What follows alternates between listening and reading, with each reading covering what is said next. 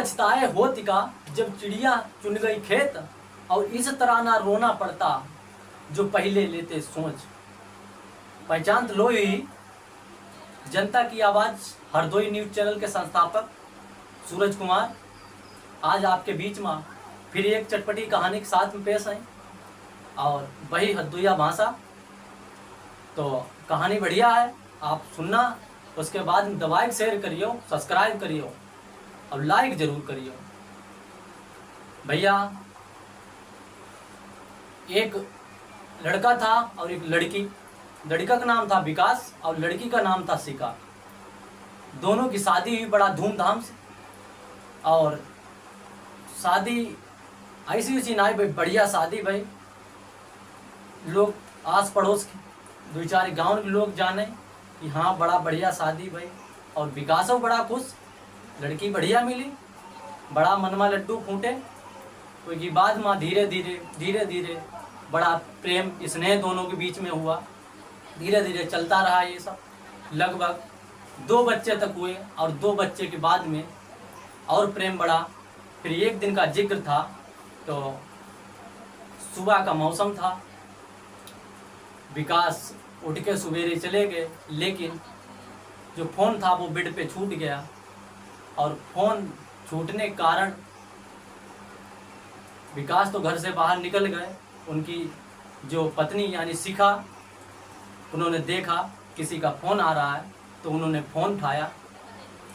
Phone उठाने के बाद में उस पर एक लड़की की कॉल आई और वो बोली। उसके बाद भैया जितना प्रेम था उससे कई गुना ज़्यादा बिगड़ने लगा, और वो जो शिखा नाम की लड़की थी विकास से बड़ा गुस्सा करने लगी। धीरे धीरे ऐसे चलता रहा। टाइम पर बड़ा ताने मारे अगर कहीं टाइम हो जाए। उसके बाद में बड़ा नाराज़ हुए, और धीरे धीरे चलता रहा। फिर बच्चे 2 हो ही चुके थे। एक दिन का जिक्र था, शाम को 9 बजे विकास ऑफिस से आए, बोले कि शिखा खाना दो हमको, हम खाना खा के सो जाएं। तो बड़ा तानम बोली शिखा कि खाना खुद बना के खा लो, हम क्या क्या तुम्हारे नौकर हैं। उसके बाद विकास ने खाना नहीं खाया। ऐसे कई दिन चलता रहा, और कहीं होटल से खा लेते थे तो कहीं घर में नहीं खाते थे, लेट जाते थे। उसके बाद में जब एक दिन खाना 9 बजे मतलब नहीं खाया, फिर सुबह हुई। सुबह जब शिखा से विकास ने कहा कि मैं आज ऑफिस जाऊंगा और हमें खाना बना के पैक कर दीजिए, हम यहाँ नहीं खाएंगे, तो खुद वो शिखा जो थी बोली तुम बना के खा लो, तुम नहीं खा पाओगे क्या, हम तुम्हारे नौकर हैं, नौकरानी तो है नहीं, और जाओ चाहे जहाँ मरो जाके। इस तरीक़ा से बोली। और उसके बाद में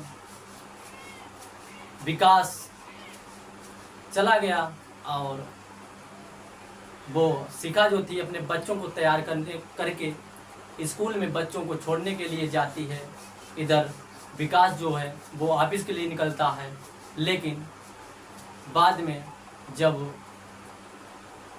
शिखा वापस आ रही थी, तो जो गेट था घर का, गेट के बाहर ही काफ़ी भीड़ थी, जहाँ पर हज़ारों की संख्या में लोग मौजूद थे।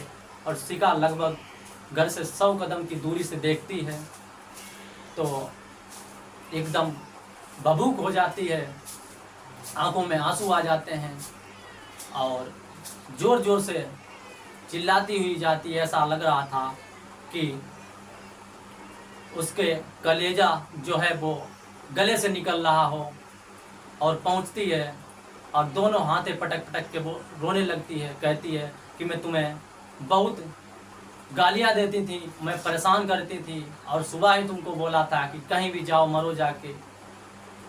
तो इस तरीके से जब पता चलता है कि विकास मोटरसाइकिल से जाते समय एक गाड़ी से टकराकर मृत्यु हो गई, और डेड बॉडी पर हाथ पटक पटक के खूब रोने लगती है। फिर उसके बाद में विकास की डेड बॉडी का जब देह संस्कार होता है, संस्कार होने के बाद में देह संस्कार होने के बाद में जब घर के लोग के जो ताने थे फिर शिखा सुनती है। लोग ताने मारते हैं, घर छीन लिया गया, घर के लोग गालियां देने लगे।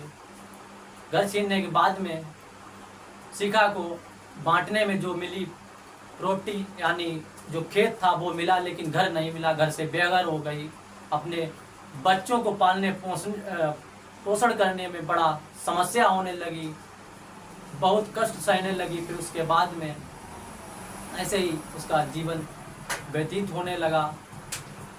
तो कहने का मतलब ये है हमारा, इस कहानी का मुख्य उद्देश्य है कि जो पति पत्नी का जो प्यार होता है वो एक लड़ी के समान होता है, क्योंकि अगर लड़ी का एक पहिया टूट जाए तो लड़ी चलना बंद हो जाती है। तो यही होता है कि जो पति पत्नी का प्रेम दुनिया से निराला होता है, इसको बड़ा प्यार से रह करके, हिल मिल के साथ रह करके निभाना चाहिए और दुख सुख में शामिल होना चाहिए दोनों को। और ये भी कन्फर्म करना चाहिए, कभी कभी ऐसा होता है जो आंखों देखी बातें और कानों से सुनी बातें भी झूठ हो जाती हैं। तो इसका मुख्य उद्देश्य यही है कि जो पति पत्नी हिल मिल कर रहना चाहिए और खूब चारों तरफ से निर्णय लेकर के बातों को बोलना चाहिए, जिससे कोई भी समस्या ना हो सके और आगे ऐसे ही प्रक्रिया चलती रहे, हमेशा प्यार बढ़ता रहे। अगर गलत है फिर भी दोबारा कोशिश की जानी चाहिए कि ये गलती को सुधारा जाए। इस कहानी का यही उद्देश्य है कि पहले समझ लें, फिर उसके बाद में आगे की बात